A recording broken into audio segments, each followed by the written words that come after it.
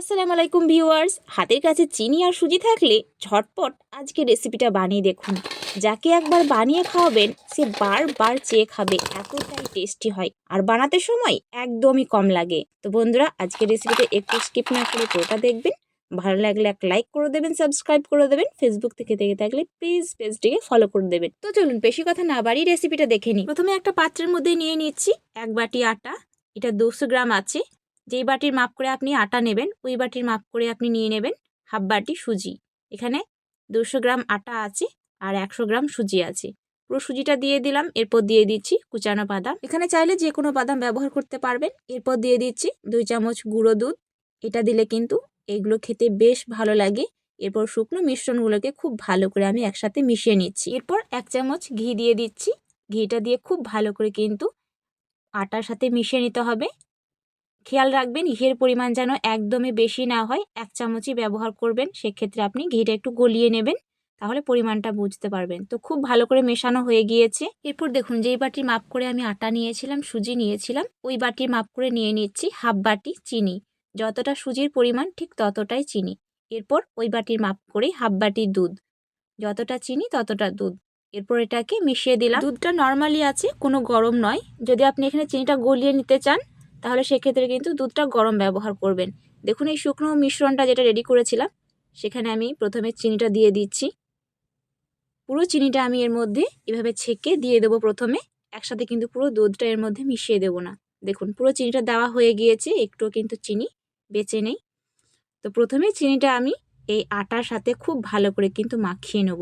এখানে যদি আগে চিনিগুলো না দিয়ে পুরো দুধটাই ঢেলে দিতাম তাহলে দেখুন এরকম যেরকম ঝরঝরে একটা মিশ্রণ রেডি হয়েছে, মুঠো করলে ভেঙে যাচ্ছে না, ঠিক এভাবে মিশ্রণটা কিন্তু তৈরি হতো না। এরপর যে এক্সট্রা দুধটা ছিল সেটা একটু একটু করে দিয়ে কিন্তু আমি ডোটাকে রেডি করব। এখানেও কিন্তু আমি পুরো দুধটা একসাথে ঢেলে দেবো না, একটু একটু দুধটা দিয়ে পুরো ডোটাকে কিন্তু মাখতে হবে। আর এখানে কিন্তু যেই মাপটা বলেছি তার জন্য কিন্তু পুরো দুধটাই লেগে যাবে। তো দেখুন এখানে ডোটা রেডি হয়ে গিয়েছে। দেখুন হাত দিয়ে দেখিয়ে দিচ্ছি কতটা নরম আছে বা শক্ত আছে। খুব বেশি নরম করা যাবে না, আবার খুব শক্তও করা যাবে না। খুব শক্ত করলে হার্ড হয়ে যাবে, আর যদি নরম করেন তাহলে কিন্তু শেপটা দিতে পারবেন না ঠিক মতো। এরপর একটা প্লেটে নিয়ে একটু তেল লাগিয়ে খুব ভালো করে কিন্তু মসৃণ করে নিচ্ছি যাতে হাতে না লেগে যায়। আজকের এই নাস্তাগুলো আমি হার্ট শেপে তৈরি করব, তাই এরকম উপর দিকে এভাবে সুচালো করে নিচ্ছি। এখানে বলার কিছু নেই, দেখেই বুঝতে পারছেন ডিজাইনটা ঠিক কিভাবে করছি। তো সুন্দর করে ডোটাকে রেডি করে নিলাম। এরপর গোড়ার দিকটা এভাবে সেট করে একটা ছুরি দিয়ে এভাবে হার্ট শেপে আমি কেটে নিচ্ছি। যদি অসুবিধা হয় তাহলে কিন্তু তেল লাগিয়ে নেবেন মাঝে, তাহলে খুব সহজে কিন্তু কাটা হয়ে যাবে। আর কাটার সময় ছুরিটা এভাবে চালিয়ে কাটবেন, তাহলে কিন্তু খুব সুন্দরভাবে ডিজাইনগুলো তৈরি হয়ে যাবে।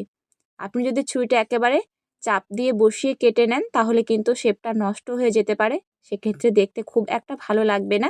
তো দেখুন কিছুক্ষণের মধ্যে কতগুলো নাস্তা তৈরি হয়ে গিয়েছে খুবই সহজে, আর দেখতে বেশ ইউনিক লাগছে। ঝটপট কিন্তু আপনি যে কাউকে বানিয়ে খাওয়াতে পারবেন। দেখুন যে গোটা চিনিগুলো আছে সেগুলো কিন্তু স্পষ্ট দেখা যাচ্ছে। তো আপনি যদি চিনিগুলো গলিয়ে নিতে চান সেক্ষেত্রে কিন্তু গলিয়ে নিতে পারেন। তো প্রথমেই কিন্তু চিনিটা গলিয়ে নিতে হবে, তারপর ব্যবহার করবেন। তো এখানে সবগুলো রেডি করার পরে আমি তেল গরম হতে দিয়েছিলাম। তেলটা হালকা গরম হবে, খুব বেশি গরম করা যাবে না, আবার ঠান্ডাও রাখা যাবে না।